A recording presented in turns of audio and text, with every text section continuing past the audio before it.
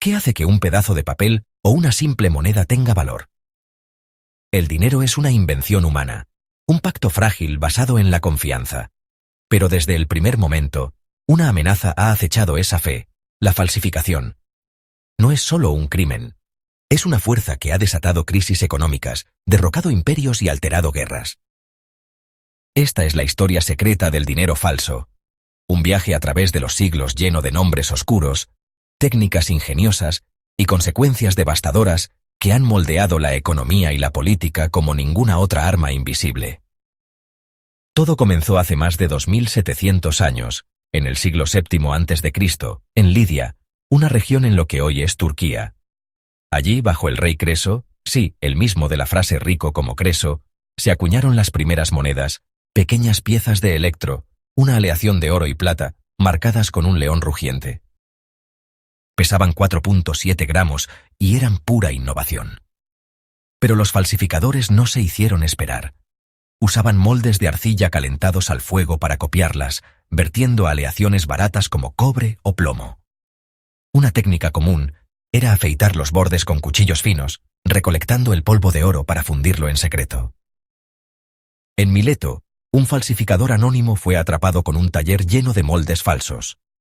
Lo ejecutaron en la plaza pública.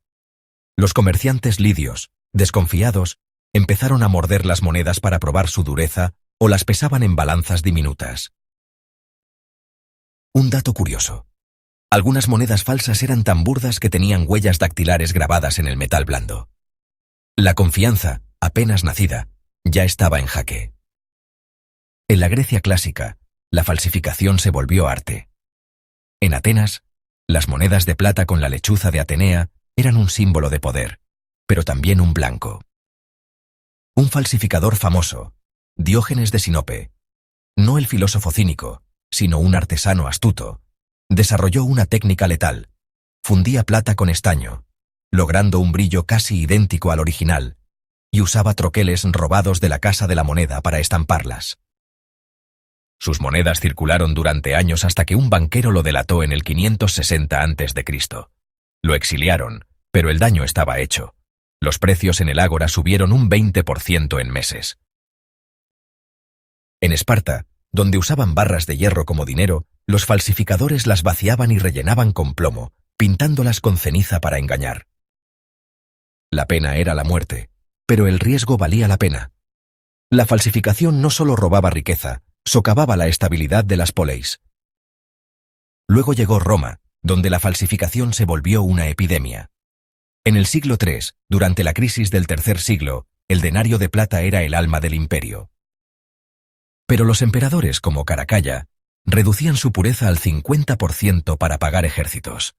Los falsificadores privados fueron más audaces.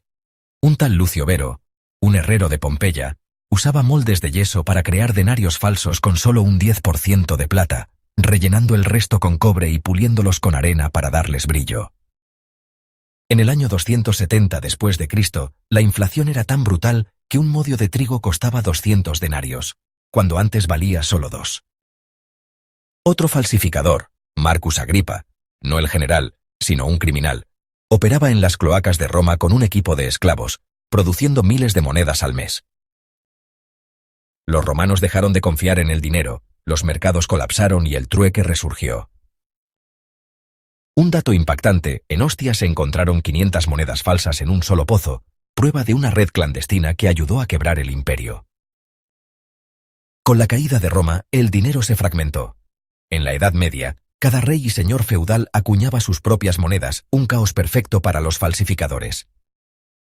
En Inglaterra, en 1124, bajo Enrique I, un falsificador llamado Wulfric de Lincoln usaba estaño y plomo para imitar los peniques de plata.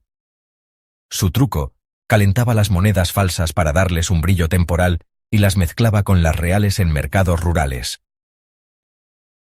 Cuando lo atraparon, el rey ordenó castrarlo y cortarle la mano derecha. 94 falsificadores sufrieron lo mismo ese año. En Francia, Felipe IV, el Hermoso, enfrentó a Pierre de Latilly, un orfebre que falsificaba monedas de oro con una aleación de bronce pulido. En 1306, sus falsificaciones dispararon la inflación. y disturbios en París obligaron al rey a refugiarse en el Temple. Un dato curioso: un falsificador italiano, Guido da Verona, usaba pelo de caballo para dar textura a sus monedas falsas, engañando a mercaderes venecianos hasta que lo hervieron en aceite en 1298. El dinero falso era un reflejo de una Europa rota. El papel moneda abrió una nueva era. En China, bajo la dinastía Song en el 960, se emitieron billetes de corteza de morera con sellos rojos. Un falsificador, Shang Wei, usaba tinta casera y madera tallada para copiarlos. Lo atraparon cuando un billete se deshizo bajo la lluvia. En Europa el papel llegó en 1661 con los billetes suecos, pero Inglaterra lo perfeccionó. En 1694, el Banco de Inglaterra lanzó sus billetes y William Chaloner, un genio del crimen, los desafió. Chaloner fabricaba papel con trapos robados, grababa planchas de cobre y usaba ácido para imitar la tinta. Ganó miles de libras hasta que Isaac Newton, sí, el científico, lo persiguió como jefe de la Casa de la Moneda y lo ahorcó en 1699.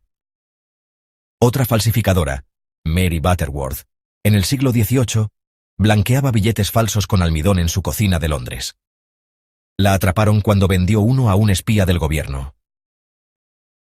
Durante la Revolución Industrial, las falsificaciones eran tan comunes que ahorcaron a 312 personas entre 1797 y 1821. El banco respondió con hilos metálicos y marcas de agua, pero el daño a la confianza era profundo. La falsificación se volvió arma política en el siglo XVIII. Durante la Revolución Francesa, los assignats eran billetes respaldados por tierras confiscadas. Gran Bretaña contrató a James Tallman, un grabador londinense, para falsificarlos. Tallman usaba prensas robadas y papel francés contrabandeado. Sus billetes inundaron París en 1793, haciendo que un pan subiera de 2 a 50 sous en un año. El pueblo hambriento culpó a los revolucionarios. Napoleón contraatacó años después. Ordenó a Jean Dupont, un impresor parisino, falsificar libras británicas con tinta diluida y papel barato. Aunque el plan fracasó por errores de diseño, mostró cómo el dinero falso podía ser un misil económico. El siglo XX fue industrial. En la Segunda Guerra Mundial, los nazis lanzaron la Operación Bernhard. Bernhard Krüger, un oficial de las SS, reclutó a 142 prisioneros en Sachsenhausen, como Salomon Smolyanov, un grabador ucraniano. Smolyanov usaba planchas de acero, tintas alemanas y papel con fibras de lino para crear libras perfectas. Produjeron 8.9 millones de billetes, unos 134 millones de libras, casi el 15% del dinero británico. Los nazis los usaron para pagar al espía Cicerón en Ankara y comprar oro suizo. Un dato escalofriante: si un billete fallaba, el prisionero moría. Aunque no colapsó Gran Bretaña, el Banco de Inglaterra retiró todos los billetes grandes tras la guerra. Algunos aparecieron en el lago Toplitz en 1945, arrojados por nazis en fuga. Hoy, la tecnología reina. En los 90 el superdólar, un billete de $100 impecable, salió de Corea del Norte. Kim Jong-il ordenó a Park Sun-ho, un ingeniero, usar prensas japonesas y tinta magnética robada. Ganaron 25 millones al año hasta que un cajero en Macao notó un error microscópico en 2005. En criptomonedas, Gerald Cotten, un canadiense, robó 215 millones con Quadrigace X en 2019 fingiendo su muerte. El token Squid Game en 2021 usó código falso para estafar 3 millones en un día. El dinero ya no necesita forma física, pero sigue siendo frágil. La historia del dinero falso es un eco de nuestra fe quebradiza. Desde Diógenes en Atenas hasta Cotten en la nube, falsificadores como Wulfric Chaloner y Smolyanov han usado moldes, prensas y códigos para romperla. Han desatado inflaciones, derribado reyes y financiado guerras. En 1492, un falsificador florentino, Lorenzo Ricci, fue quemado vivo por copiar florines.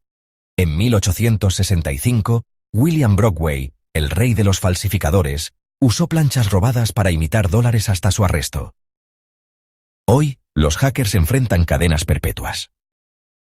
Pero el dinero falso siempre renace.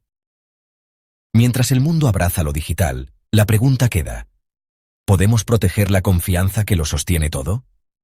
Los falsificadores, con sus cuchillos, tintas y algoritmos, dicen que no. Si te gustó este video, dale like y suscríbete a nuestro canal. Nos ayuda un montón a seguir trayendo nuevos videos. Tu apoyo es muy importante para nosotros. Activa la campanita para no perderte nuevos videos.